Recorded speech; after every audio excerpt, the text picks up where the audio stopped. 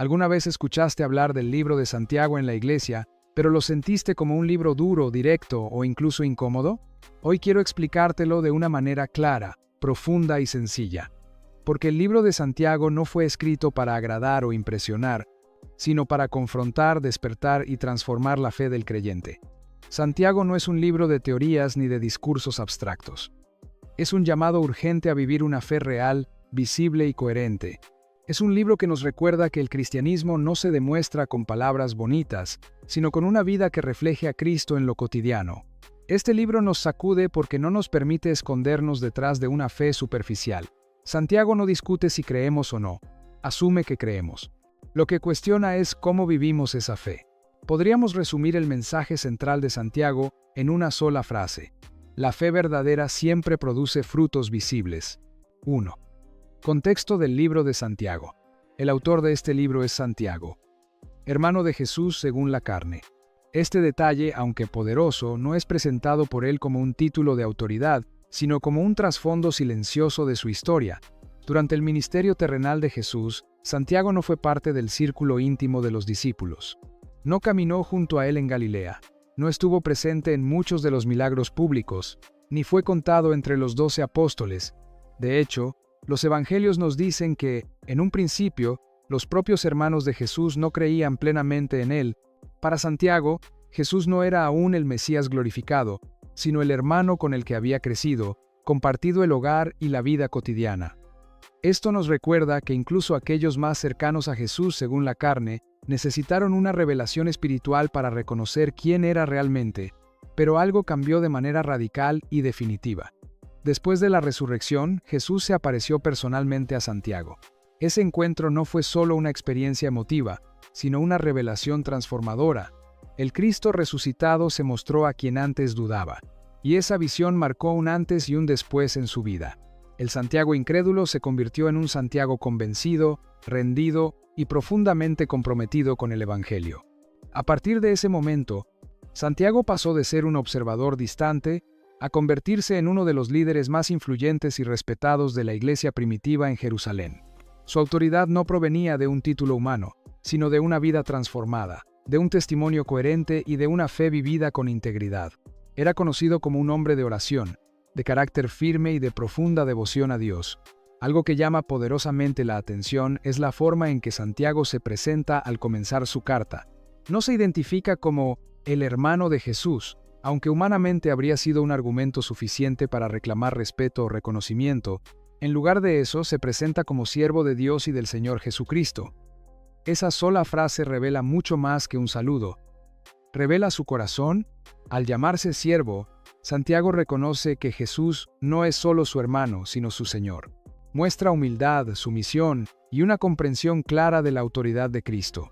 Para Santiago, la relación más importante no es la del parentesco humano, sino la del servicio y obediencia espiritual. Él entendió que seguir a Jesús no era un privilegio familiar, sino un llamado a rendir la vida por completo. La carta está dirigida a las 12 tribus que están en la dispersión. Esta expresión hace referencia a los creyentes judíos que habían sido esparcidos fuera de Jerusalén a causa de persecuciones, conflictos y crisis sociales. Eran hombres y mujeres que habían dejado su tierra, su estabilidad y muchas veces su seguridad por causa de su fe en Cristo.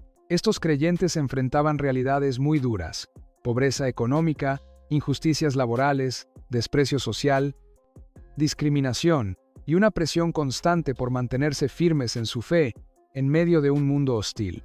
No vivían en comodidad espiritual ni en ambientes favorables, vivían en tensión, necesidad y sufrimiento real. Santiago conoce bien ese contexto. No escribe desde una torre de comodidad, sino desde la experiencia pastoral de alguien que camina con una iglesia herida, probada y cansada. Por eso su mensaje es tan directo, tan práctico y a veces tan confrontante. No hay adornos innecesarios ni discursos idealistas. Santiago no les escribe para consolarlos con frases emocionales, ni para ofrecerles una fe escapista que ignore la realidad. Les escribe para enseñarles cómo vivir una fe firme, madura y auténtica en medio del sufrimiento real. Su interés no es solo que crean correctamente, sino que vivan correctamente. No busca producir emoción momentánea, sino una transformación profunda y visible en la vida diaria del creyente. Desde el inicio queda claro que el libro de Santiago no es una carta cómoda, pero sí absolutamente necesaria. Es una guía práctica para una fe que no se rinde, que no se esconde y que no se queda solo en palabras, sino que se manifiesta con hechos en medio de las pruebas. Si este mensaje está hablando a tu corazón, es porque deseas una fe real y no solo palabras. Te invito a suscribirte a mi canal Fe sin Máscaras y escribir en los comentarios: deseo vivir una fe verdadera. 2. Capítulo 1. La fe probada produce madurez. Santiago comienza el libro con una declaración que desafía nuestra lógica humana. Hermanos míos, tened por sumo gozo cuando os halléis en diversas pruebas. No dice si llegan las pruebas, sino cuando lleguen. Las pruebas no son una posibilidad, son una realidad inevitable para todo creyente. Pero Santiago no glorifica el sufrimiento. Él nos enseña que las pruebas tienen un propósito: producir paciencia, carácter y madurez espiritual. La fe que nunca es probada, nunca se fortalece. Una fe cómoda se debilita, pero una fe probada se afirma. Santiago explica que la prueba de nuestra fe produce paciencia, y que la paciencia debe llevar a una obra completa, para que seamos perfectos y cabales, sin que nos falte nada. La madurez espiritual no se alcanza evitando problemas, sino aprendiendo a caminar con Dios en medio de ellos. Pedir sabiduría en medio de la prueba. Luego Santiago nos da una instrucción clave. Si alguno de vosotros tiene falta de sabiduría, pídala a Dios. No dice que pidamos que la prueba desaparezca, sino sabiduría para atravesarla correctamente. Porque no todas las pruebas nos hacen crecer, solo aquellas que enfrentamos con una actitud correcta delante de Dios. La sabiduría no es solo conocimiento, es la capacidad de ver la vida desde la perspectiva de Dios. Y Santiago aclara que debemos pedirla con fe, sin dudar, porque el que duda es como la ola del mar, que va y viene sin estabilidad. Una fe dividida produce una vida inestable. La verdadera riqueza. Santiago también confronta la mentalidad material. Dice que el creyente humilde debe gloriarse en su exaltación, y el rico en su humillación, no porque la riqueza sea mala, sino porque la verdadera seguridad no está en lo que posees, sino en a quién perteneces. La riqueza es pasajera, como la flor del campo que hoy florece y mañana se seca, pero la fe puesta en Dios permanece firme. La tentación y la responsabilidad personal. Santiago aclara algo fundamental. Dios no tienta a nadie. La tentación nace de nuestros propios deseos desordenados. Cuando esos deseos no son confrontados, conciben pecado, y el pecado produce muerte. Aquí Santiago nos recuerda que no podemos culpar a Dios por nuestras caídas.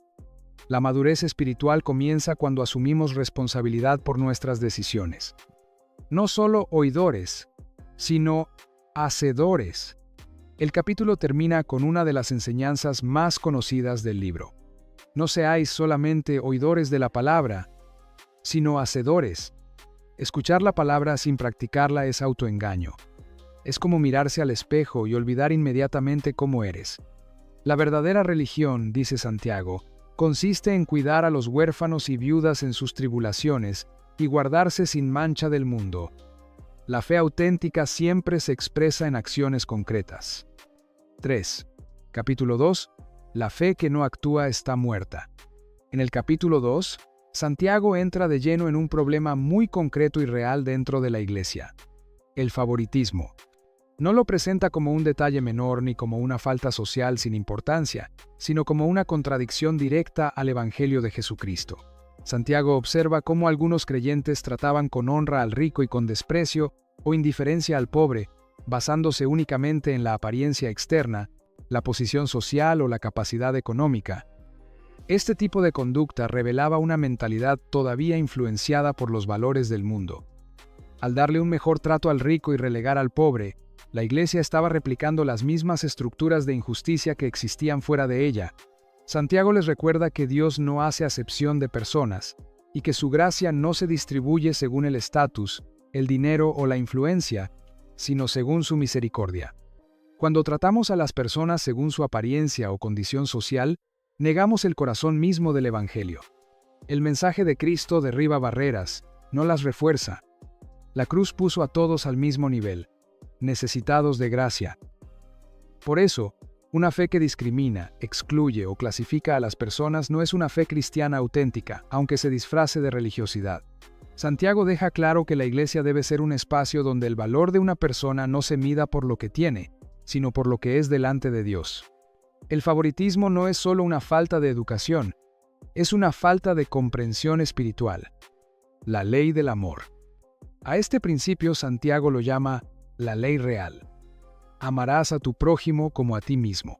La llama real porque proviene del Rey y gobierna toda la vida del creyente. No es una sugerencia ni una opción espiritual avanzada, sino un mandamiento central del cristianismo. Amar al prójimo no significa solo sentir compasión, sino tratarlo con dignidad, respeto y justicia, independientemente de su condición. Santiago es muy claro al afirmar que no se puede decir que amamos a Dios si despreciamos, ignoramos o menospreciamos al que está a nuestro lado. La relación con Dios siempre se refleja en la relación con los demás. Una espiritualidad que no produce amor práctico es una espiritualidad incompleta. Luego, Santiago pronuncia una de las declaraciones más confrontantes y conocidas de toda la Biblia. La fe, si no tiene obras, está muerta. Esta frase no pretende desanimar al creyente, sino despertarlo.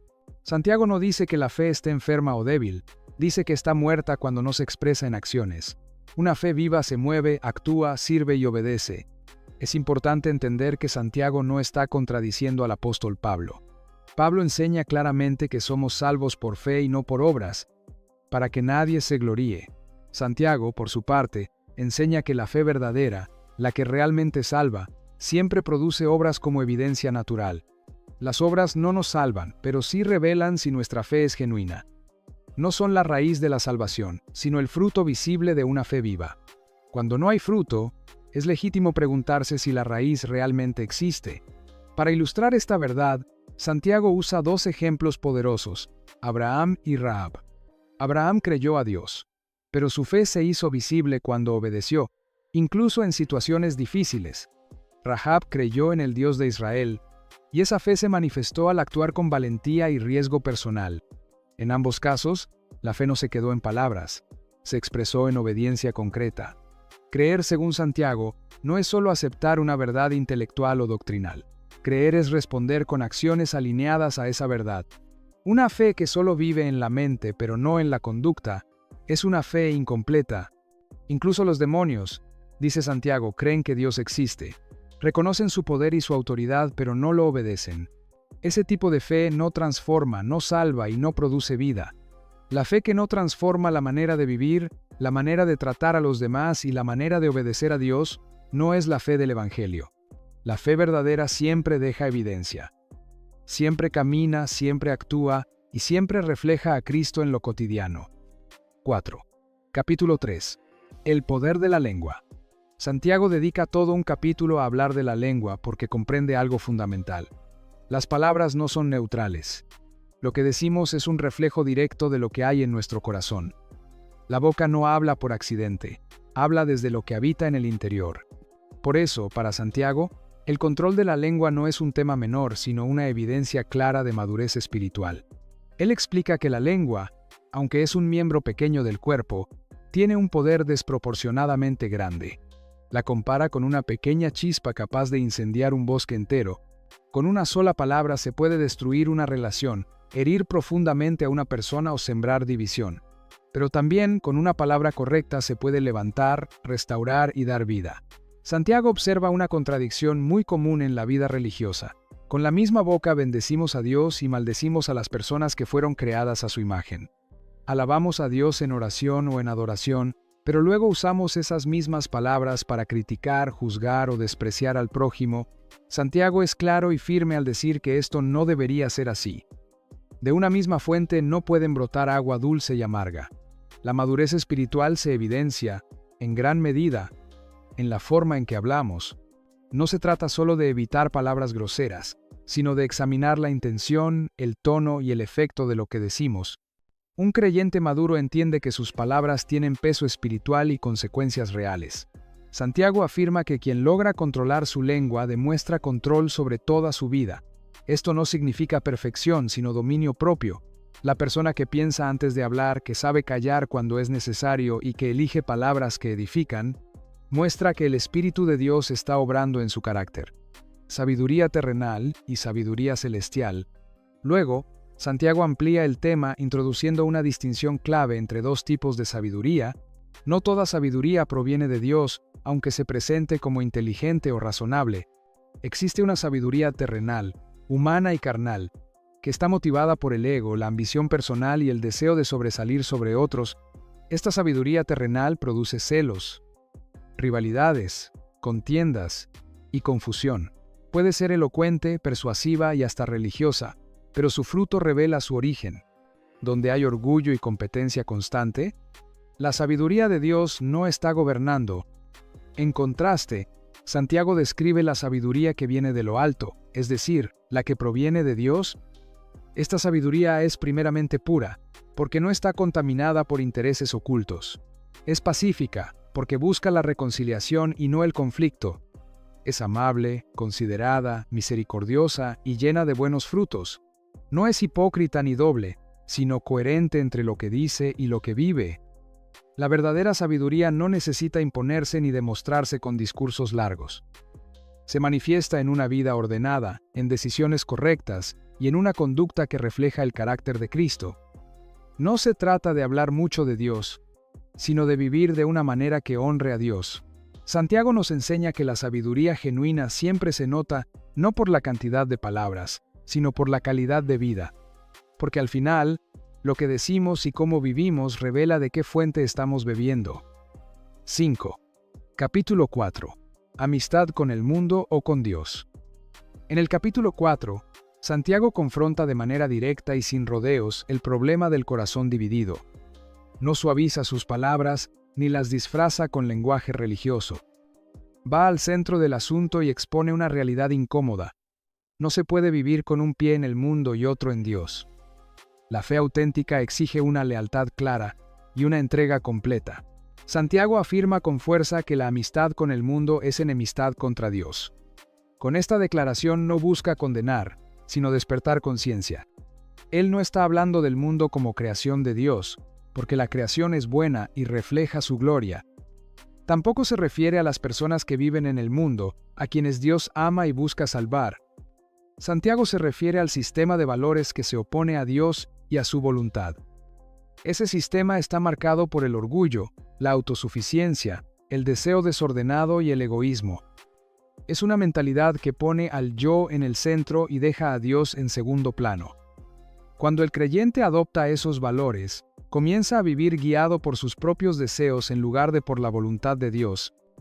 Por eso Santiago recuerda una verdad espiritual fundamental. Dios resiste a los soberbios, pero da gracia a los humildes. La soberbia no siempre se manifiesta de forma evidente. A veces se esconde en la autosuficiencia, en la falsa sensación de control o en la idea de que no necesitamos depender de Dios para todo.